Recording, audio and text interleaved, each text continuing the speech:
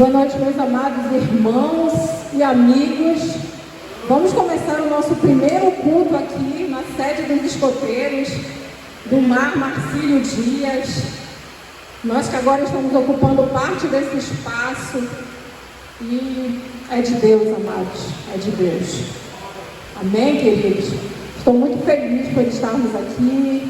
Obrigada pela presença de cada um de vocês, minha família, nossos amigos, nossos irmãos em Cristo, os eles que estão ali com a sua filha. Muito obrigada, muito obrigada. Quero convidar você, querido, a baixar sua cabeça, a fazer uma oração, a buscar a presença de Deus neste lugar, para este lugar e para a nossa vida, a partir de agora, cada um de nós. Vamos fazer uma corrente de oração, vamos pensar no Senhor, vamos agradecer ao Senhor tudo que Ele tem feito nas nossas vidas. Aleluia, muito obrigada, poderoso Deus, poderoso Pai, Deus Altíssimo, Deus maravilhoso, Deus majestoso, Deus de amor, Deus de alegria, Deus de perdão, Deus de glória. Nós estamos aqui, Pai, nesse final de tarde maravilhoso, com essa chuva caindo lá fora, Pai. Ó Senhor, nesse início de noite, Pai, o Senhor nos trouxe até aqui para engrandecer o Teu nome, Jesus, porque Tu és digno, Senhor. Tu és digno de honra, Senhor, Tu és digno de glória, e o Teu Espírito Santo nos reúne nesta noite aqui, neste lugar, Pai, que nós apresentamos e consagramos ao Senhor para ser casa de adoração ao Senhor, meu Deus. Ó Senhor, nós Te agradecemos porque estamos aqui, porque isso vem do Senhor nas nossas vidas. Agradecemos, Senhor, por este lugar, agradecemos pela vida, Pai, que o Senhor tem guardado, aleluia, dentro de cada um de nós. Obrigada pelo dia de hoje, obrigada pela semana que passou, Pai. Obrigada a Jesus pela semana que se inicia, mais uma nas nossas vidas, Pai. Obrigada pelo dom da vida, Senhor Deus. Obrigada pelo dom do amor que nos envolve, o amor maravilhoso de Jesus Cristo, Pai.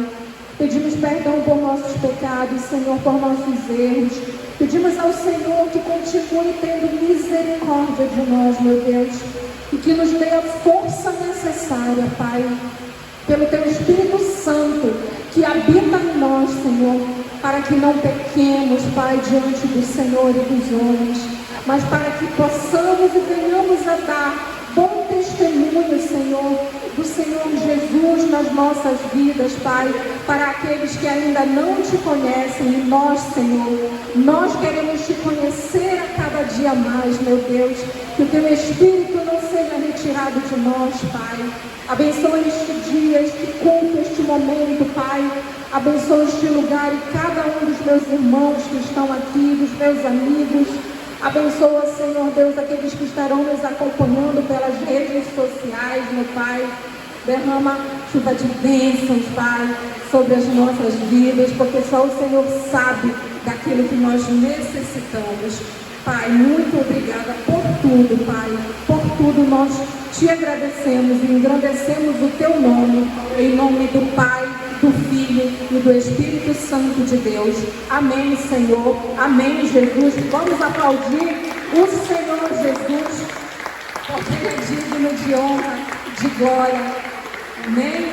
Você pode sentar, meu amado, minha amada, seu lugar. Aqui é um lugar bem amplo e a gente fala e fica reverberando, né? A voz. Mas o som está chegando direitinho aí para vocês? Não está chegando embolado? Glória a Deus. Queridos, nós precisamos falar sobre algo que nos aborrece. Às vezes é difícil a gente falar de algo que nos aborrece. Às vezes aquilo que nos aborrece é algo que a gente quer evitar de falar. É algo que a gente fala assim, não, isso aqui me aborrece muito, então eu não vou falar. Eu não quero falar. Isso é nosso, é do ser humano. É uma autodefesa da nossa mente, do nosso cérebro. Não abordar aleatoriamente coisas que vêm para tirar um pouquinho da nossa paz. Mas exatamente essas coisas que tiram a nossa paz, amados, são as coisas que nós devemos abordar. São as coisas que nós devemos atacar mesmo. Diante delas, nós não podemos calar. Nós não podemos parar. Diante delas, nós não podemos dizer, não, isso aqui não, eu não quero abordar isso, eu não quero me aprofundar nisso. Nós cometemos às vezes esse engano nas nossas vidas. E o que acontece quando nós fazemos isso? Nós deixamos para trás algo que nós pensamos que vai ficar para trás, mas será sempre algo que vai caminhar conosco. Sabe aquela coisa que a gente fala assim, existem pendências na minha vida em que eu preciso resolver? Amém ou não amém? É só comigo que acontece isso? Amém. Tem coisas que estão pendentes e a gente fica incomodado com aquilo. Coisas que nos aborrecem, que nos tiram a alegria, muitas vezes no nosso dia a dia mesmo, na nossa rotina diária. Essas coisas, a gente não pode simplesmente deixar para trás ou suspender o tapete, jogar tudo para baixo e pensar que ficou para trás. Não ficou. São coisas que nós devemos enfrentar. Por que eu falo isso para você, querido? Eu falo isso para você porque o livro de Jó fala que tudo aquilo que nós receamos, aquilo que eu receio é aquilo que vai acontecer. Então, às vezes, eu tenho medo de ter receio de alguma coisa, porque parece que se eu tiver receio, vai acontecer. Então, eu prefiro não ter receio, eu prefiro ter o que? A certeza. A certeza de que, pelo menos, eu estou fazendo tudo para que não aconteça. Mas, às vezes, existe algo que cola em mim, numa situação que eu não consigo resolver. Isso se chama medo. E quando a gente fala do medo, a gente pensa num pavor, a gente pensa no quem, por exemplo, como eu, que não sabe nadar, tem que ter medo de rio. Quem não gosta de viajar de avião, né, tem medo de viajar de avião, evita viajar de avião porque tem medo do avião cair. O medo faz parte da nossa vida. O problema é que tem medo, queridos, que nos engessa. São coisas que acontecem conosco que nos fazem paralisar. E aí sim, nesse medo, nesse tipo de coisa, nesse incômodo que a minha alma sente com relação a uma coisa, uma determinada situação, é aí que Deus diz para mim assim, enfrenta. Enfrenta. Se você não enfrentar, você vai arrastar isso para o resto da sua vida. Uma outra coisa que acontece muito conosco, amados, a gente projeta a nossa segurança em pessoas. A gente acaba projetando a segurança que nós devemos ter de fazer algo em outra pessoa ou em coisas. Eu vou dar um exemplo para você. Todo mundo aqui sabe que eu trabalho no interior, eu trabalho lá em Pedra Branca da Amapari. E eu quero sempre que meu marido vá comigo. Sempre. Por quê? Porque eu tenho medo. Medo de quê, pastora? Medo de ficar na estrada. Medo de um pneu furar. E eu sozinha, mulher, no meio de uma estrada. Quando eu era bem mais jovem, eu fiquei numa situação assim. Eu estava sozinha na estrada de Tartarugalzinho para Macapá, na estrada de asfalto. E eu estava num carro alugado. E eu não tinha medo. Eu não tinha nenhum medo. Antes de sair de lá do Tartarugalzinho, uma pessoa chegou para mim e falou, não vá. Já é noite, não vá. E eu, toda empoderada, né, falei assim, não, eu vou sim, porque ainda está cedo. São só 7 horas da noite, né? A noite é uma criança. Queridos, eu fiquei. Eu bati no monte de terra, de areia que estava na beira da estrada. O pneu furou, o farol quebrou de um lado. E eu sozinha encostada, com o pisca-alerta ligado e falando para mim mesma, e agora? Não sabia trocar pneu. Como é que mulher pega a estrada, Mari, sem saber trocar pneu, né?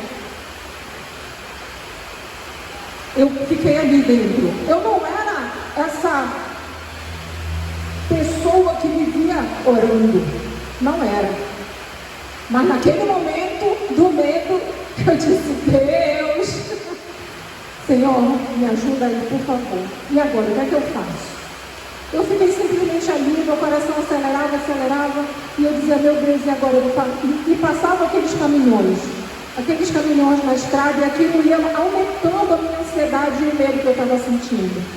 Até que Deus mandou uma pessoa, e eu sei que foi de Deus.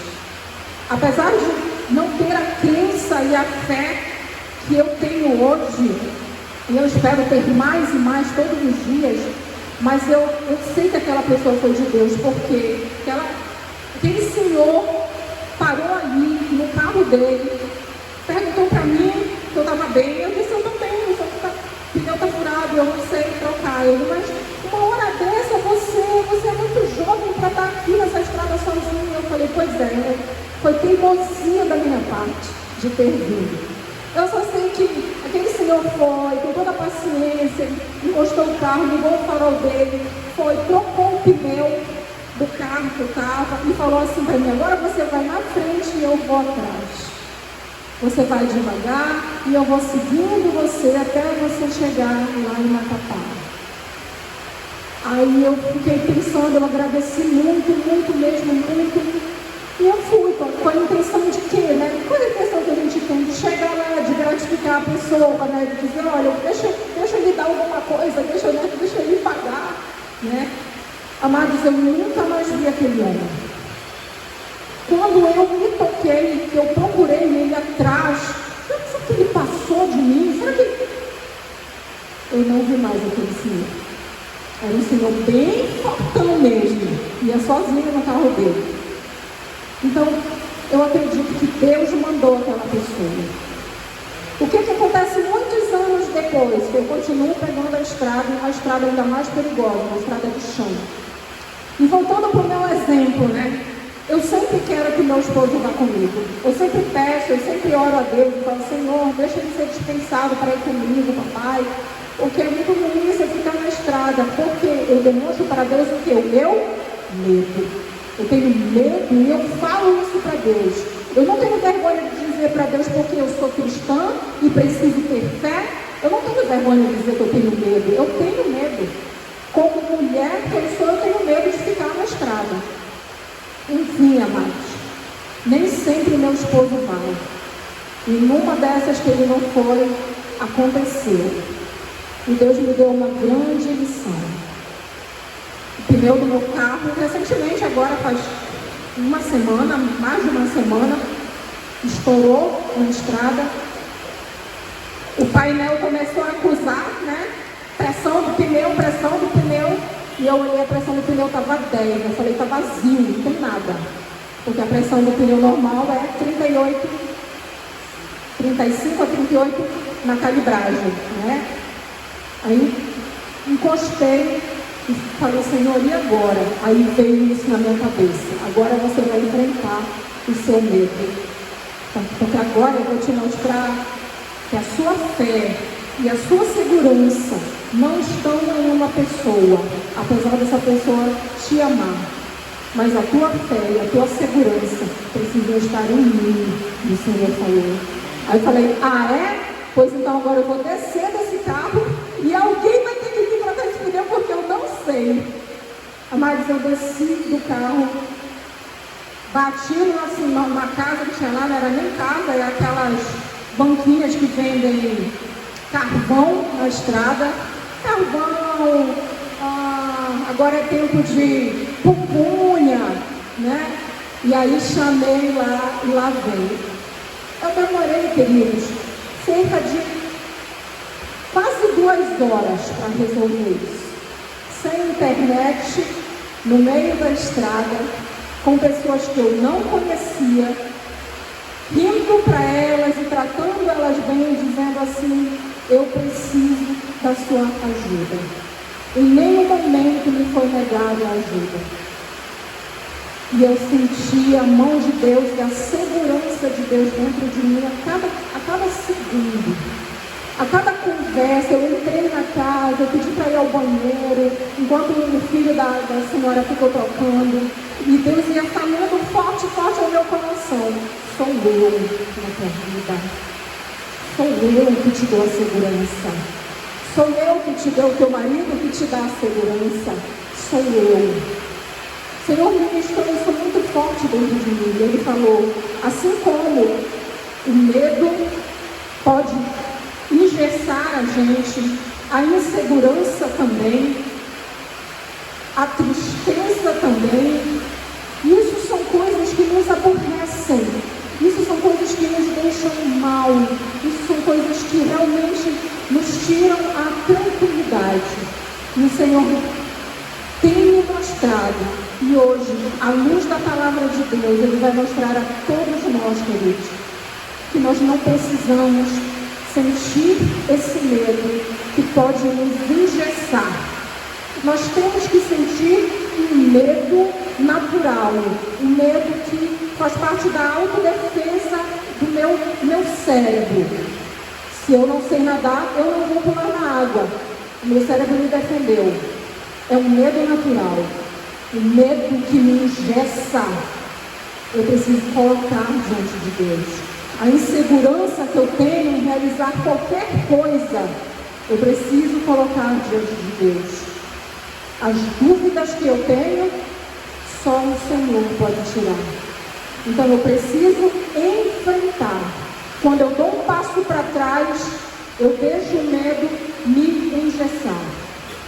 Quando eu dou um passo para frente, eu falo, eu posso sentir medo, mas eu não vou deixar que ele me domine.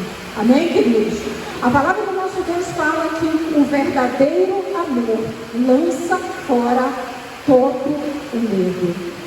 E eu só posso acreditar que o verdadeiro amor não é o amor terreno, mas o verdadeiro amor, amados, é o amor que me faz olhar para a cruz do Senhor Jesus. Esse é o amor que desde que Ele subiu na cruz, foi sacrificado pelos meus pecados, eu descobri o que é o verdadeiro amor. Amém, amados? Então, por isso, eu quero que você abra a sua Bíblia na primeira carta de Pedro, do apóstolo Pedro, no capítulo 1.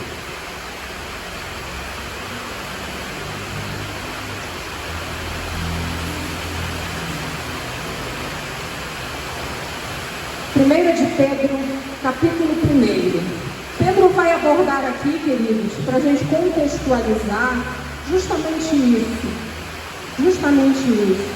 Coisas que nos afetam, coisas que acontecem com a gente e que nós precisamos decidir enfrentá-las. Mas enfrentá-las de qualquer jeito, de qualquer forma? Não, amados. Não. Nós precisamos buscar do nosso Deus, do nosso Pai, daquele que nos criou, que nos constituiu, daquele que sabe do que nós fomos feitos, essa resposta. Amém? As pessoas podem chegar para mim, para você e dizerem tudo. Eu posso sentar num banco de praça, alguém sentar perto de mim e me dizer muitas coisas da vida dessa pessoa e eu tenho muitas coisas para falar para ela. Mas eu lhe digo que a melhor palavra na vida dela vai vir diretamente de Deus. Amém, queridos? Então nós vamos ler agora, eu quero que você preste bastante atenção.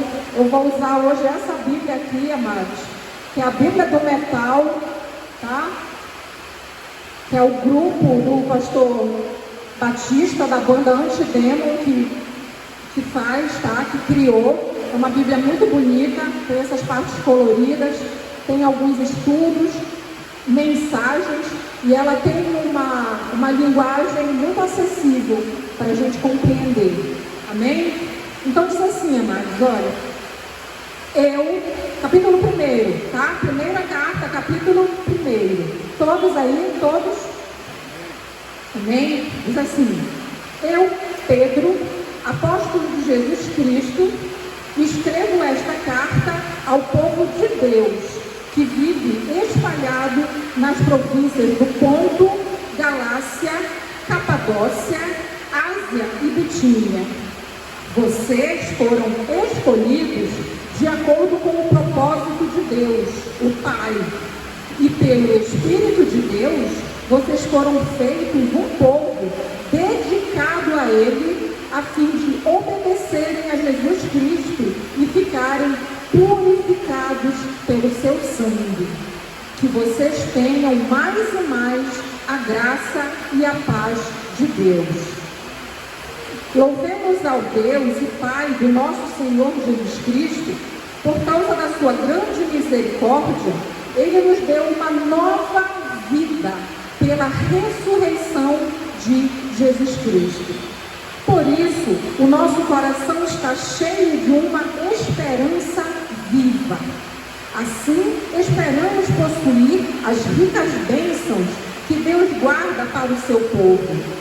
Ele as guarda no céu, onde elas não perdem o valor e não podem se estragar e nem ser destruídas. Essas bênçãos são para vocês, que por meio da fé são guardados pelo poder de Deus para a salvação, que está pronta para ser revelada no fim dos tempos. Alegrem-se por isso, se bem que agora é possível que vocês fiquem tristes por algum tempo, por causa dos muitos tipos de provações que vocês estão sofrendo. Essas provações são para mostrar que a fé que vocês têm é verdadeira, pois até o ouro que pode ser destruído é provado pelo fogo. Da mesma maneira, a fé que vocês têm, que vale muito mais do que o ouro, precisa ser provada para que continue firme. E assim, vocês receberão aprovação, glória e honra no dia em que Jesus Cristo for revelado. Vocês o amam, mesmo sem o terem visto, e creem nele, mesmo que não o estejam vendo agora. Assim, vocês se alegram com uma alegria tão grande e gloriosa que as palavras não podem descrever. Vocês têm essa alegria porque estão recebendo a sua salvação, que é o resultado da fé que vocês possuem. Amém, amados? Olha como que Pedro está falando exatamente disso. Primeiro, Pedro já começa assim essa carta, se apresentando. Ele fala assim: eu, Pedro, apóstolo de Jesus Cristo. O que Pedro está querendo dizer com isso? Ele está dizendo assim: eu não vim aqui trazer para vocês uma palavra que é minha. Eu não vim aqui escrever uma carta das minhas próprias palavras, daquilo que eu acho, daquilo que eu penso. Ele se apresenta como um discípulo que tem sobre ele um mestre, que tem sobre ele alguém que é a fonte daquele conhecimento. Amém, queridos? Para quê, amados? Para que aquelas pessoas que ele relata aqui, olha, eu, Pedro, apóstolo de Jesus Cristo, escrevo esta carta ao povo de Deus que vive espalhado nas províncias. Aí ele fala cidades: Ponto, Galácia, Capadócia, Ásia e Bitínia. Por que ele estava escrevendo para essas pessoas? E ele chama essas pessoas de povo de Deus, sabendo que essas cidades não eram cidades que faziam parte da Judéia, eram cidades estrangeiras. Por quê? Porque ali naquelas cidades já haviam pessoas que haviam recebido o Evangelho de Cristo. Então já havia o quê? Uma igreja nessas cidades. Pedro se preocupou em escrever para essas pessoas. Por quê, queridos? Por que Pedro estava tão interessado em falar com essas pessoas, mesmo não podendo estar lá? E isso é o resultado da carta. Porque essas pessoas, amados, estavam sendo perseguidas por causa do Evangelho. A igreja, após a subida do Senhor Jesus para o céu, né, a igreja foi tomando corpo. Jesus deu o ensinamento, Jesus treinou os 12, né, e os 12 ficaram esperando em Jerusalém o tempo de Pentecostes, e o Senhor Jesus disse: fiquem, não saiam de lá, fiquem lá, porque vai descer sobre vocês, vai acontecer na vida de vocês a promessa do meu Pai. Descerá sobre vocês o Espírito Santo, o poder do Altíssimo. Amém, amados? Quando o Espírito Santo desceu, e desceu o poder do Altíssimo sobre aqueles discípulos que estavam com medo. Por quê? Porque o mestre deles tinha subido para o céu e tinha deixado uma grandiosa missão na mão deles. Eles estavam com medo de enfrentar a sociedade. A mesma sociedade que crucificou, terrenamente falando, Jesus Cristo.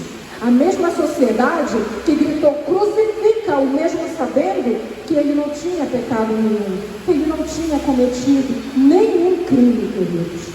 Essa mesma sociedade queria constranger os discípulos do Senhor Jesus a não sair das suas casas, a ficarem ali bem quietinhos, porque eles entendiam que, nós já crucificamos o líder deles, então agora vamos debelar essa rebelião.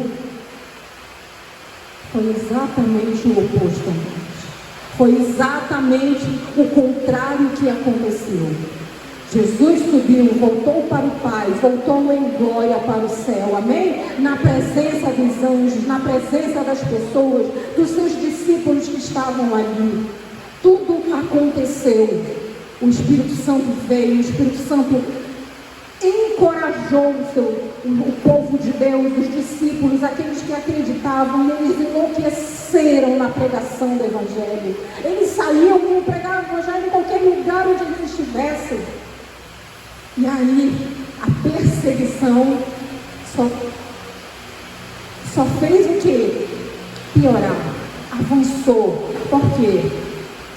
Porque o Anás, o Caifás, os doutores, os fariseus, aqueles que estavam ali tramando a crucificação, claro que com a permissão do Senhor, eles diziam assim: nós crucificamos o líder deles e agora nós vamos calar a boca deles. Então eles se reuniam para continuar maquinando como eles iam calar a boca dos discípulos, porque eles viam uma igreja, um povo nascendo, um povo se desenvolvendo, um povo tomando corpo, ganhando corpo, e isso enlouquecia a cabeça deles, porque eles não conseguiam conceber um povo diferente daquele povo que os seguia nas suas falsas doutrinas, na sua religiosidade, nos seus rituais religiosos ortodoxos, sobre os quais o profeta Isaías disse assim no Antigo Testamento: esse povo aqui, esse povo me adora com os lábios, mas o seu coração está distante de mim. Eles queriam, queridos, que voltasse a ser tudo igual como era antes, que Jesus fosse só um levante que deu na sociedade, mas que ia ficar tudo perfeito para eles continuarem reinando e o povo continuar distante do Senhor. Só que Jesus tinha um propósito. O propósito do Senhor Jesus de vir em meio a muitos propósitos foi reconciliar aquele mesmo povo que adorava o Senhor com os seus lábios, mas que tinha o coração distante dele. Era esse povo que Deus amava. Era esse povo que queria crucificar Jesus. Era o povo também que queria crucificar os discípulos, prender os discípulos, lançar acusações sobre eles, condená-los. Deus amava esse povo. Esse povo também podíamos ser nós. Talvez se nós estivéssemos lá, não fôssemos reconhecer o Mestre. Talvez nós, quando saíssemos do Egito, e quando víssemos Moisés, pelo poder do Espírito Santo, abrir o Mar Vermelho, também fôssemos reclamar. Mas a palavra do nosso Deus fala, no Evangelho de João, que o Senhor amou o mundo. Então Ele amou o teu povo também. Assim como Ele amou a mim, Ele amou a você que está aqui hoje. Ele continua amando toda essa sociedade que está lá fora. Todos aqueles que estão nas praças agora, talvez não por causa da chuva que cai. Todos aqueles que passaram as noites nos bares bebendo, todos aqueles que se drogaram, todos aqueles que se prostituíram, o Senhor continua amando. E se hoje, queridos, nós estamos aqui ouvindo a palavra de Deus, e ouvindo o que Pedro, da forma como Pedro chama aquelas pessoas que estavam na dispersão, que estavam fugindo pela perseguição à igreja, ele diz assim: vocês são os eleitos de Deus. Vocês foram escolhidos por Deus. Quando nós entendemos isso, que a eleição de Deus na nossa vida, como na vida daquelas pessoas, não foi obra nossa. A eleição de Deus, a escolha não foi nossa. Não fomos nós. Se dependesse de nós, nós não estaríamos aqui. Se dependesse de mim, do meu eu estaria em qualquer outro lugar, menos numa igreja. Por isso eu compreendo aqueles que não querem estar na igreja. Por isso eu sou capaz de compreender as pessoas que não querem estar na igreja. Porque um dia também eu não compreendi o que Deus queria de mim e para mim, e através de mim para outras pessoas. Pedro estava dizendo assim: olha esse medo que você está sentindo agora, porque você perdeu tudo. Olha, você deixou a tua casa, você não pode mais participar daquele clube social que você ia, porque agora você é um cristão. Você antes era um estrangeiro, você era um gentil, mas você ouviu a palavra de Deus, você ouviu o Evangelho, você creu, e agora as pessoas te hostilizam por isso, porque aquela sociedade não queria isso mais, como essa sociedade continua não querendo. Os dias de Pedro e os dias da dispersão são dias muito semelhantes a esses dias que passamos. Aquelas pessoas não podiam mais voltar para suas casas. Hoje eu e você podemos. Glória a Deus por isso. Quando acabar essa reunião, nós vamos nos despedir, vamos nos abraçar. Eu posso até sair com essa Bíblia aqui na minha mão e ninguém vai me interpelar na rua dizendo: isso é uma Bíblia? Aquelas pessoas estavam lá, elas olharam para trás e disseram: não podemos mais voltar, porque se nós voltarmos, nós iremos presos. Perderam suas posses, queridos. Perderam suas casas, perderam suas fazendas e tudo o que tinham. E Pedro disse assim: queridos, eu vou falar uma coisa para vocês. Eu sou Pedro, eu sou aquele apóstolo. Eu sou apóstolo. E como apóstolo, Pedro estava dizendo: eu fui escolhido por Jesus e eu vi a Jesus. Porque esse é o significado de apóstolo. São aqueles que viram Jesus. Pedro estava dizendo assim: vocês podem estar passando todo esse medo, toda essa apreensão. Vocês podem estar perdendo aquilo que vocês têm.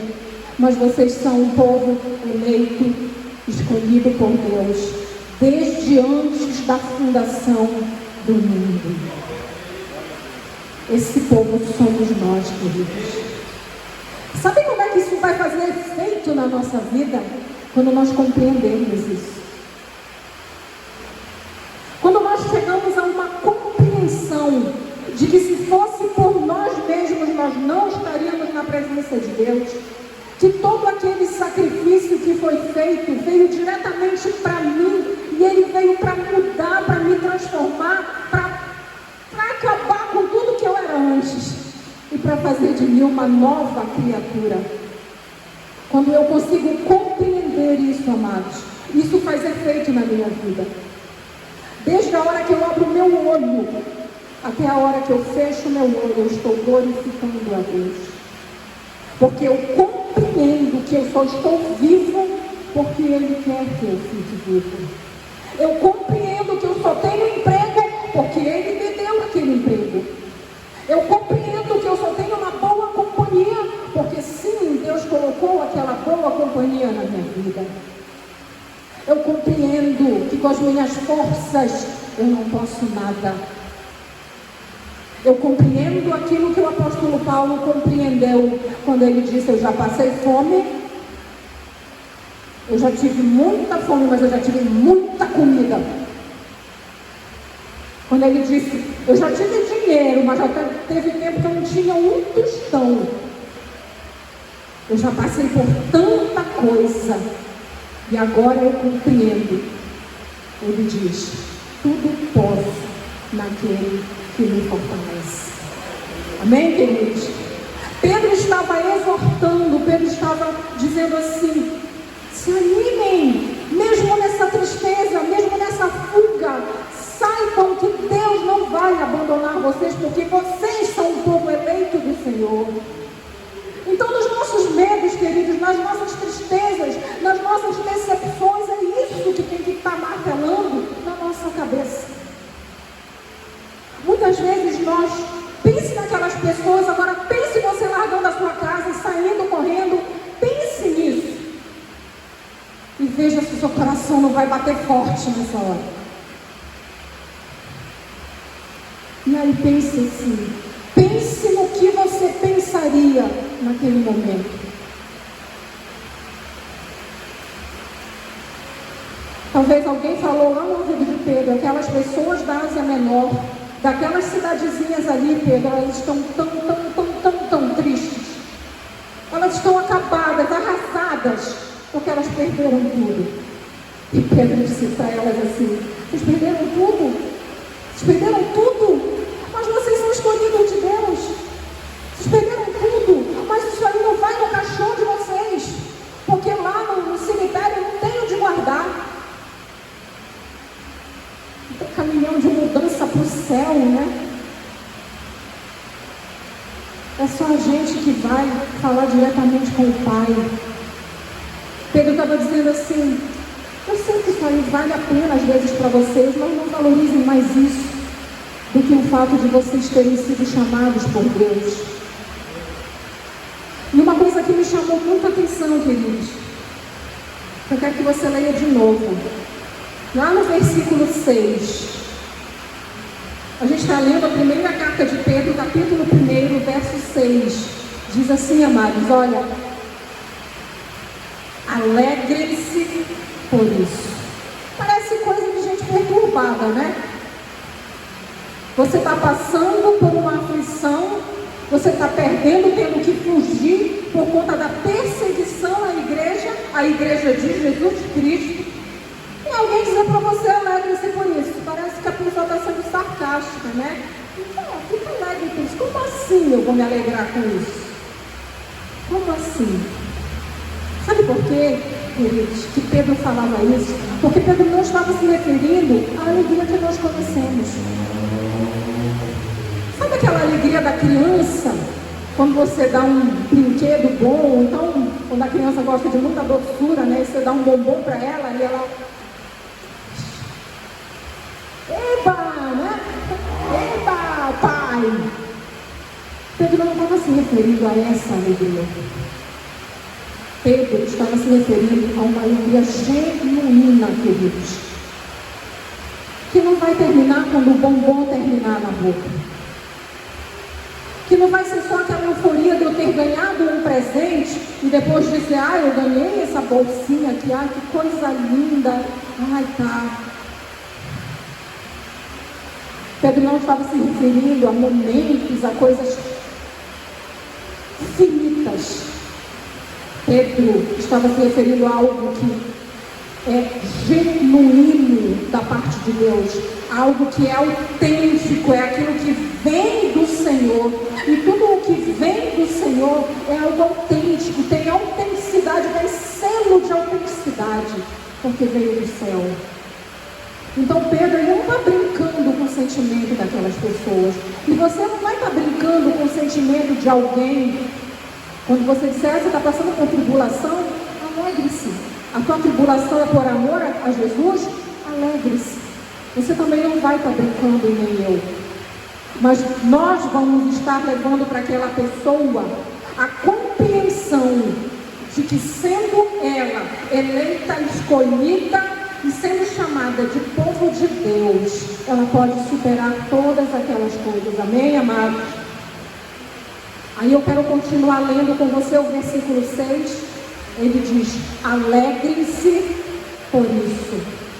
Se bem que agora, preste atenção como Pedro compreendia a situação que aquelas pessoas estavam passando. Ele diz assim: se bem que agora é possível que vocês fiquem tristes por algum tempo. Se bem que agora é possível que vocês fiquem tristes por algum tempo. Pedro estava dizendo assim: amados, eu compreendo aquilo que vocês estão passando.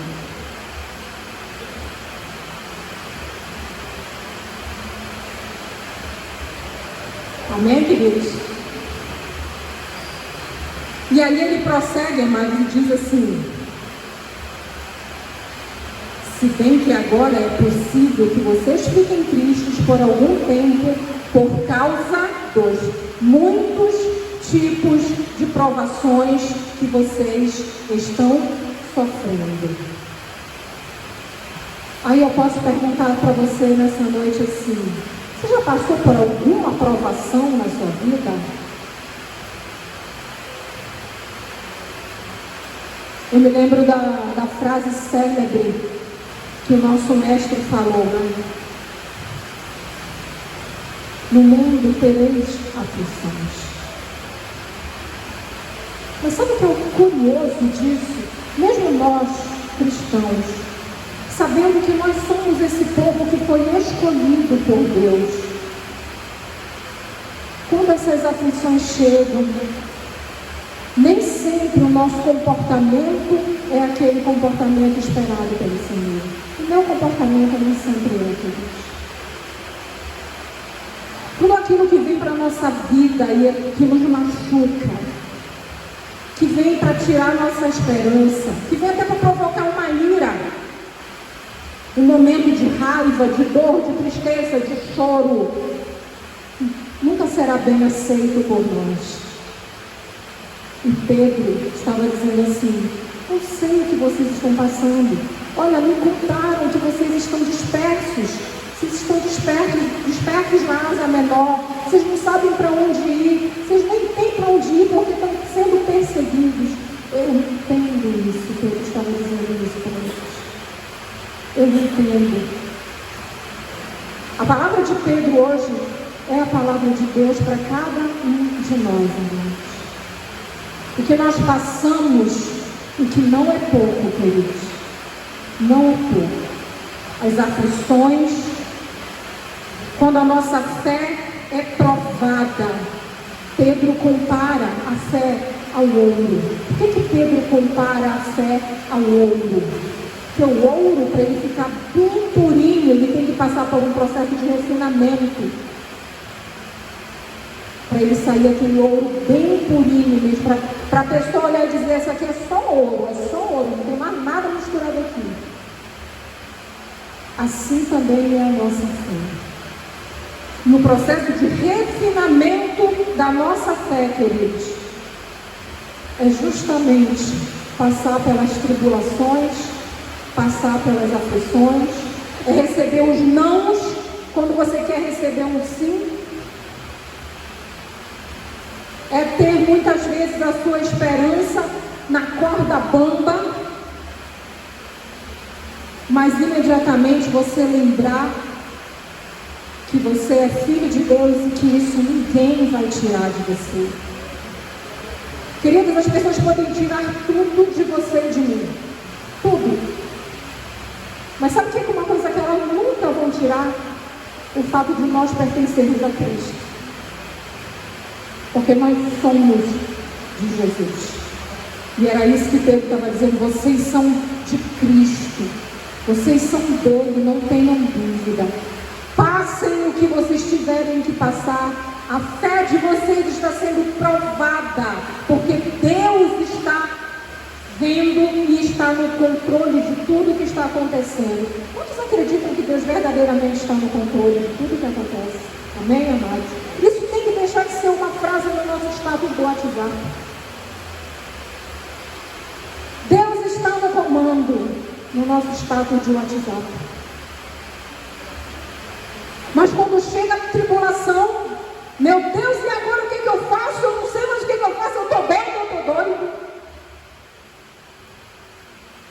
Somos nós, seres humanos. Deus está no comando é verdadeiramente acreditar que Jesus é Senhor nas nossas vidas. Amém? Eu não posso chamar Jesus de Senhor dando a Ele somente um título. Eu tenho que chamá-lo de Senhor, sabendo que Ele é o governador, é Ele que manda. Essa aqui é a vibe real, que é Ele que manda. Será que eu posso viver essa palavra? Será que aquelas pessoas aqui do ponto da Capadócia, de Bitínia, da Ásia Menor, conseguiram assimilar o que Pedro falou? Será que elas chegaram a esse ponto de dizer: Senhor, eu preciso viajar. E aí, Senhor? Senhor, eu quero mudar de bairro. E aí, Senhor? Senhor, eu quero fazer uma faculdade. E aí, Senhor? Senhor, eu quero sair desse emprego e ir para outro emprego. E aí, Senhor? A nossa relação com esse Deus que nós dizemos que é Senhor na nossa vida já chegou nesse nível, amados. Quando aquelas pessoas ali, queridos, que estavam passando por tudo aquilo, eu nem quero imaginar, porque eu nunca me botava para correr da minha própria casa. Eu não consigo saber o que é isso. Mas eu consigo saber o que é viver muitas experiências ruins na vida. E eu queria muito, pastor Raimundo, eu queria muito que alguém dissesse para mim assim: você é povo escolhido de Deus. E se Ele é Senhor da tua vida, começa a perguntar para Ele o que você precisa fazer e qual é a decisão que você precisa tomar. Outro dia eu estava falando com uma moça que é cristã e ela disse assim: eu quero ir embora daqui de Macapá, quero ir embora. Mas ela falou: mas o meu marido não me apoia. Aí eu olhei para ela e falei assim: mas irmã, você já perguntou para o Senhor Jesus se Ele quer que você vá embora?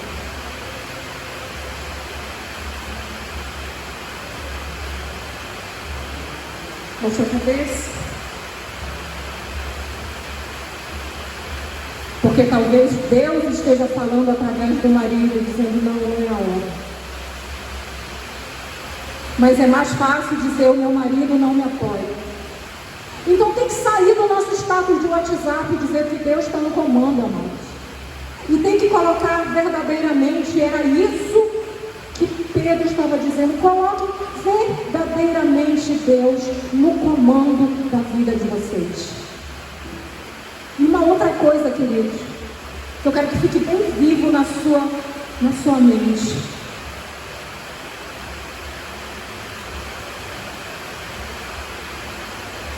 Lá no versículo 8, Você que está aí na sua Bíblia aberta, seu aplicativo, acompanhe e diz assim: olha, vocês o amam, mesmo sem o terem visto. Veja que Pedro está afirmando isso. E creem nele, mesmo que não o estejam vendo agora. Assim, vocês se alegram com uma alegria tão grande e gloriosa que as palavras não podem descrever. Veja que Pedro não estava falando daquela alegria momentânea. Pedro estava dizendo: vocês não estão vendo Jesus, mas vocês acreditam que Ele está com vocês, que Ele habita em vocês. E essa alegria que vocês sentem por esse motivo. Pedro estava dizendo assim: não olhem para a perseguição. Passem a perseguição, mas não deem a ênfase à perseguição. Passem a perseguição e deem a ênfase à presença dele na vida de vocês. Por quê, amados? Porque era isso que ia fazer diferença. Quando eu dou ênfase ao medo, quando eu dou ênfase à tristeza, quando eu dou ênfase à dúvida, que alegria eu vou sentir? A alegria vai correr de mim.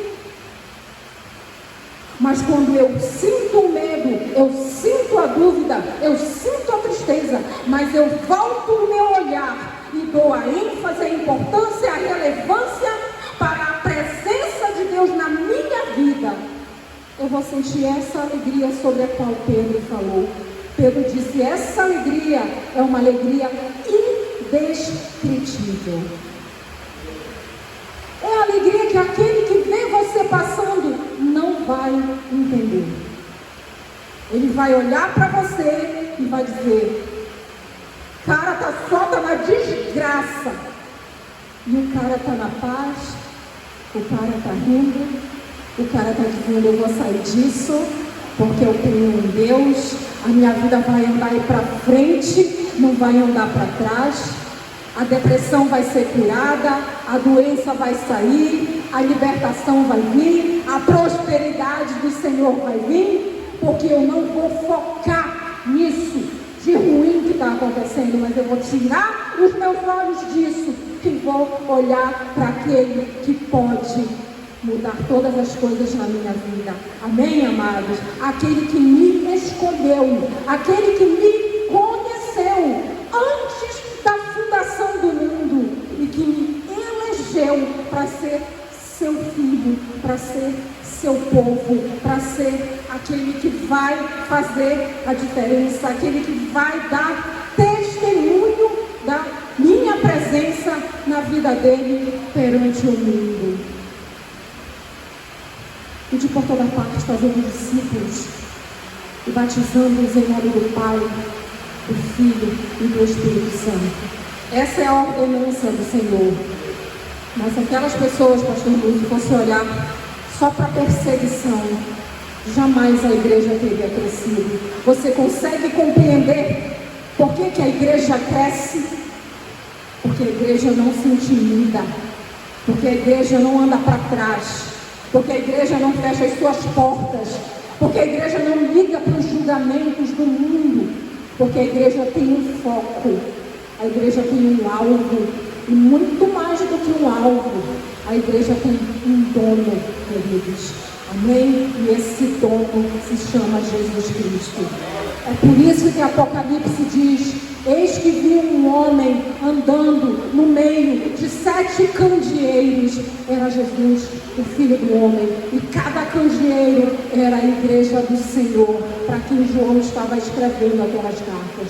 Isso me mostra que a igreja não é minha, que a igreja não é do mundo, que a igreja não é de ideologias ou de falsas doutrinas, mas a igreja tem um proprietário, dono e proprietário, que se chama Jesus Cristo. A igreja é dele, queridos, e nós somos o povo de Deus. Amém, queridos? E nada pode nos fazer parar, nada, nem a tribulação, nem o que vem aí pela frente, como Paulo falou, nem o porvir, nem o que ficou para o passado, nem as falsas doutrinas, nem as falácias, nem as crendices religiosas, as religião. Nada disso, queridos. O povo de Deus se limpa das religiões criadas pelo homem e segue o seu caminho, sendo seguidor do Senhor Jesus e fazendo a obra do Senhor Jesus. Amém? A graça do Senhor Jesus, a graça do Senhor Jesus é para nós, amados. A graça do Senhor Jesus é para o povo que Ele escolheu. E esse povo que Ele escolheu somos nós, queridos. Somos o povo eleito do Senhor. Amém, queridos? Que Jesus abençoe você. Aplauda ao Senhor Jesus. Glória a Deus. Louvado seja o Senhor.